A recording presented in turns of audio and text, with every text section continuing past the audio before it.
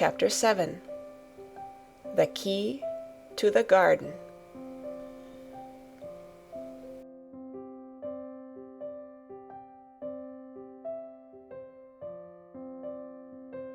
Two days after this, when Mary opened her eyes, she sat upright in bed immediately and called to Martha.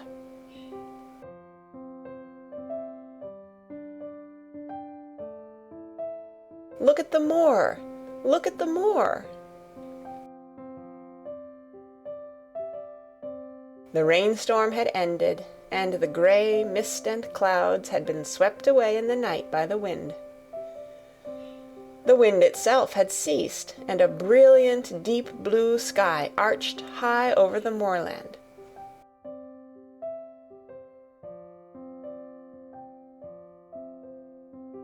Never, never had Mary dreamed of a sky so blue.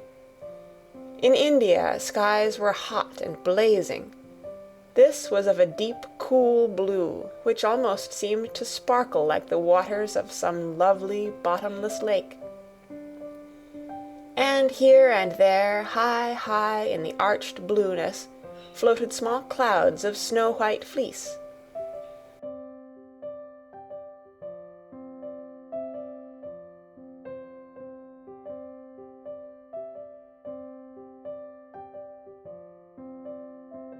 The far-reaching world of the moor itself looked softly blue instead of gloomy purple-black or awful dreary gray.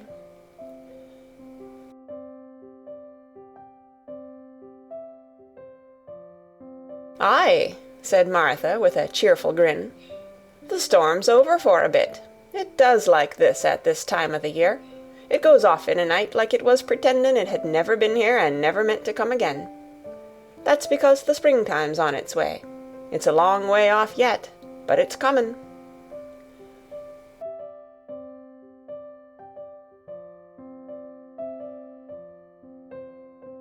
"I thought perhaps it always rained or looked dark in England," Mary said.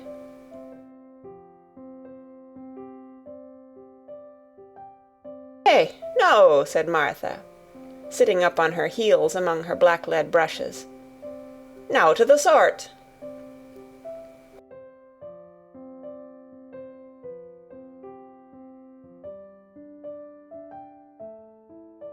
"What does that mean?" asked Mary seriously.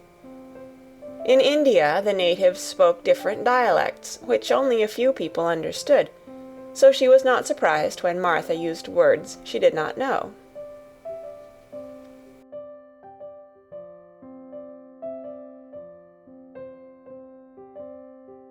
Martha laughed as she had done the first morning.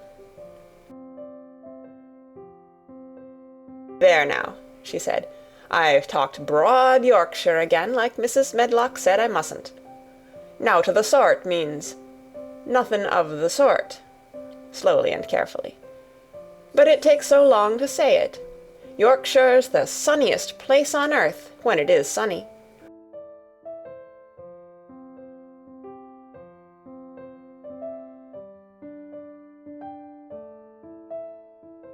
"I told thee thou'd like the moor after a bit. Just you wait till you see the gold-coloured gorse blossoms, and the blossoms o' the broom, and the heather flowerin', all purple bells, and hundreds o' butterflies flutterin', and bees hummin', and skylarks soarin' up and singin'. You'll want to get out on it at sunrise and live out on it all day like Dickon does."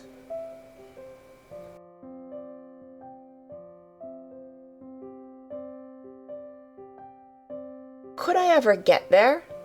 asked Mary wistfully, looking through her window at the far-off blue. It was so new and big and wonderful, and such a heavenly color.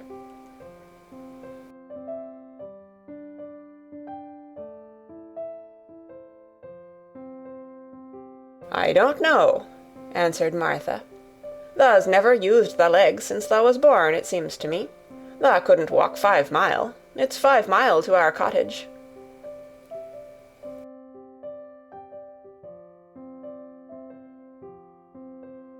"I should like to see your cottage."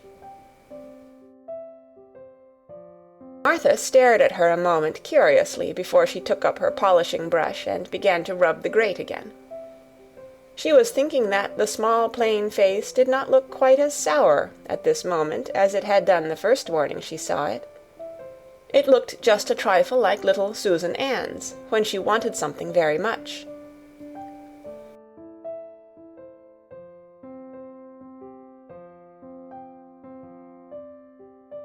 "I'll ask my mother about it," she said.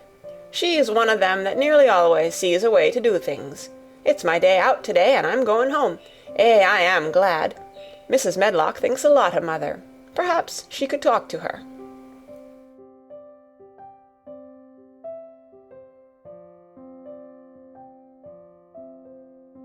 "I like your mother," said Mary. "I should think tha did," agreed Martha, polishing away.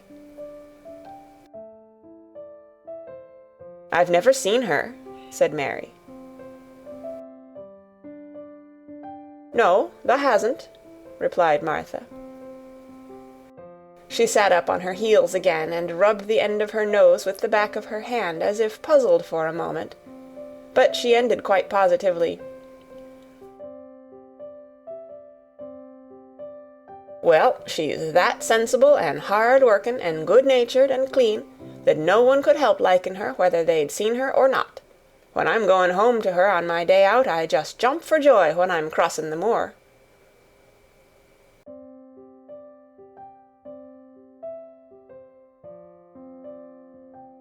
"I like Dickon," added Mary, "and I've never seen him." "Well," said Martha stoutly, "I've told thee that the very birds likes him, and the rabbits, and wild sheep and ponies, and the foxes themselves. I wonder," staring at her reflectively, "what Dickon would think of thee."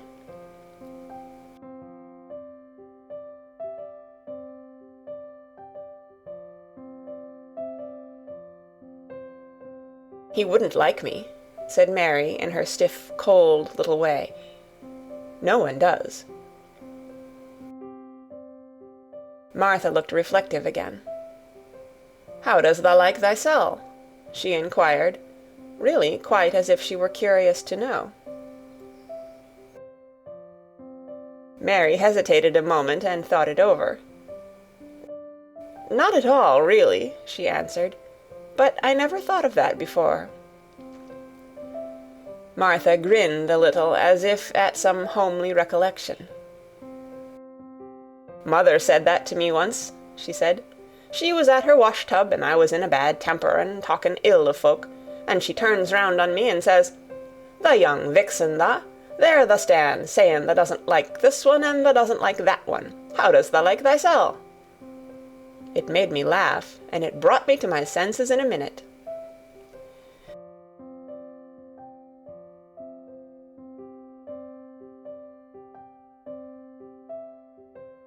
She went away in high spirits as soon as she had given Mary her breakfast. She was going to walk 5 miles across the moor to the cottage, and she was going to help her mother with the washing and do the week's baking, and enjoy herself thoroughly.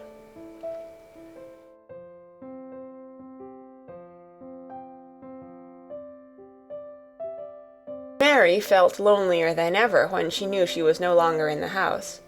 She went out into the garden as quickly as possible, and the first thing she did was to run round and round the fountain flower garden 10 times.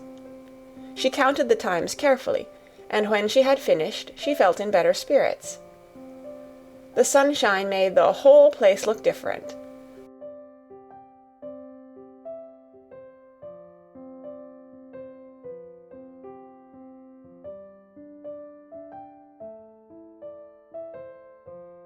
The high, deep blue sky arched over Misselthwaite as well as over the moor, and she kept lifting her face and looking up into it, trying to imagine what it would be like to lie down on one of the little snow-white clouds and float about.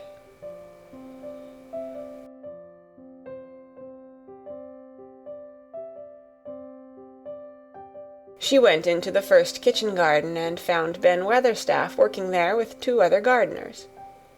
The change in the weather seemed to have done him good. He spoke to her of his own accord.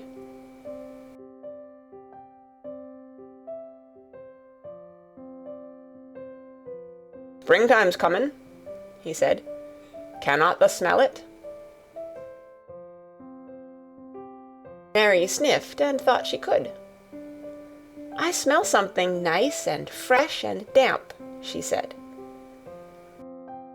"That's the good rich earth," he answered, digging away. "It's in a good humour making ready to grow things. It's glad when plantin' time comes. It's dull in the winter when it's got nowt to do. In the flower gardens out there things will be stirring down below in the dark. The sun's warming 'em. You'll see bits o' green spikes sticking out of the black earth after a bit."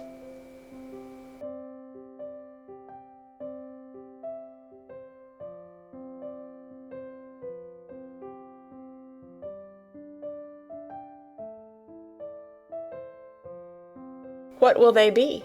asked Mary. "Crocuses and snowdrops and daffydowndillies. Has thou never seen them?"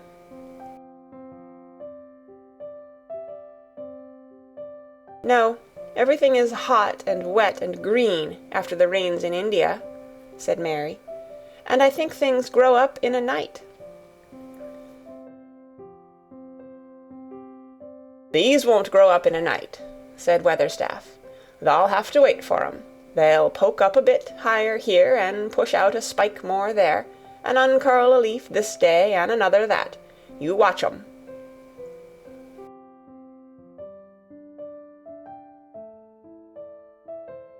"I am going to," answered Mary.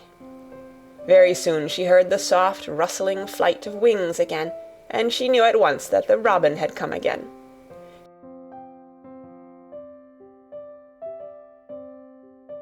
He was very pert and lively, and hopped about so close to her feet, and put his head on one side and looked at her so slyly, that she asked Ben Weatherstaff a question.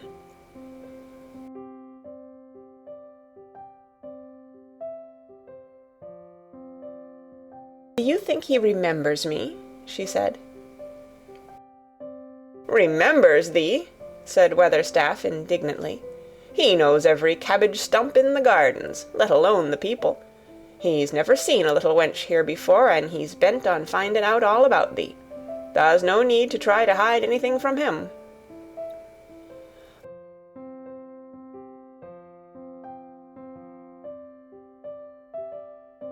"Are things stirring down below in the dark in that garden where he lives?" Mary inquired.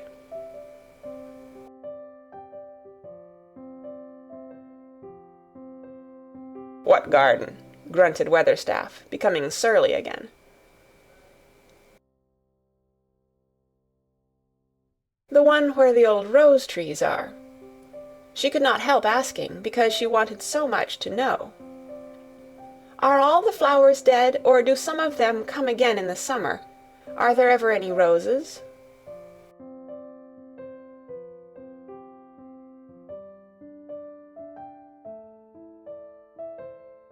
"Ask him," said Ben Weatherstaff, hunching his shoulders toward the robin. "He's the only one as knows. No one else has seen inside it for 10 year."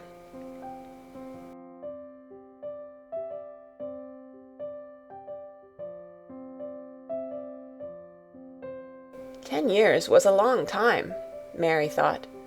She had been born 10 years ago.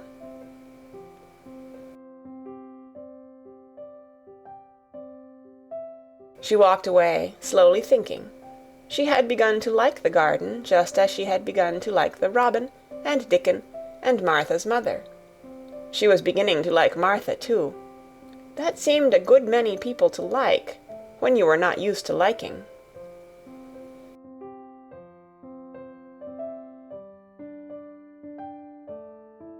She thought of the robin as one of the people. She went to her walk outside the long ivy-covered wall over which she could see the tree-tops, and the second time she walked up and down the most interesting and exciting thing happened to her, and it was all through Ben Weatherstaff's robin.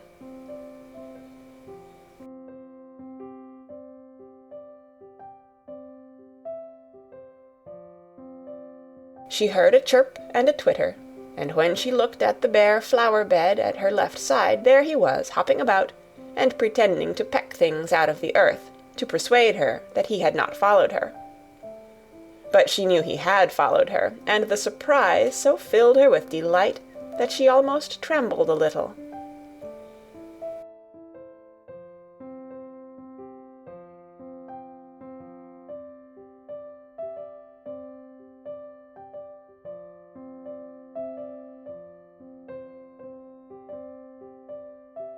"You do remember me," she cried out. "You do! You are prettier than anything else in the world."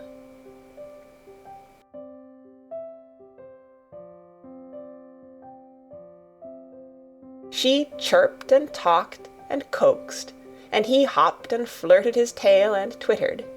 It was as if he were talking.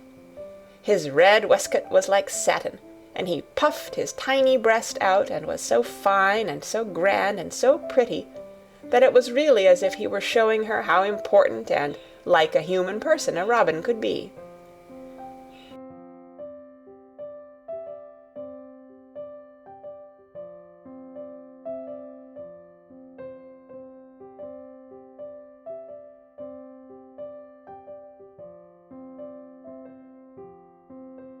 Mistress Mary forgot that she had ever been contrary in her life when he allowed her to draw closer and closer to him, and bend down and talk and try to make something like robin sounds.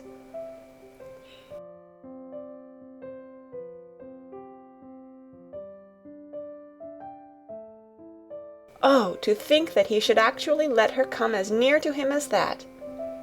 He knew nothing in the world would make her put out her hand toward him, or startle him in the least tiniest way. He knew it because he was a real person, only nicer than any other person in the world. She was so happy that she scarcely dared to breathe.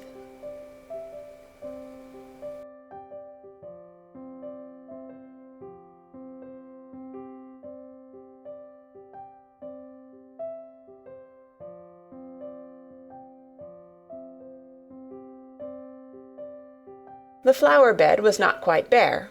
It was bare of flowers because the perennial plants had been cut down for their winter rest, but there were tall shrubs and low ones which grew together at the back of the bed, and as the robin hopped about under them she saw him hop over a small pile of freshly turned-up earth.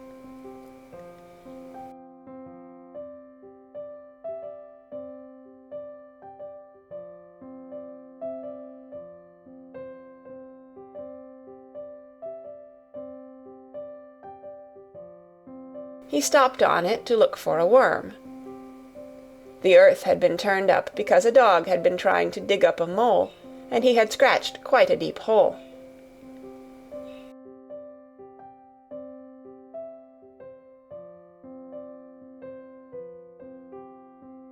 Mary looked at it, not really knowing why the hole was there, and as she looked she saw something almost buried in the newly turned soil. It was something like a ring of rusty iron or brass, and when the robin flew up into a tree near by, she put out her hand and picked the ring up. It was more than a ring, however. It was an old key, which looked as if it had been buried a long time.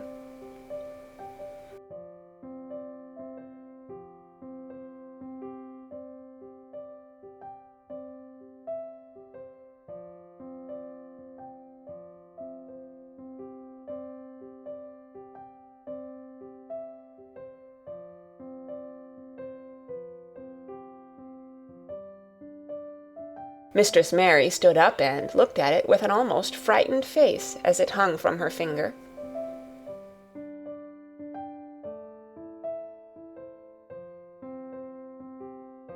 "Perhaps it has been buried for 10 years," she said in a whisper.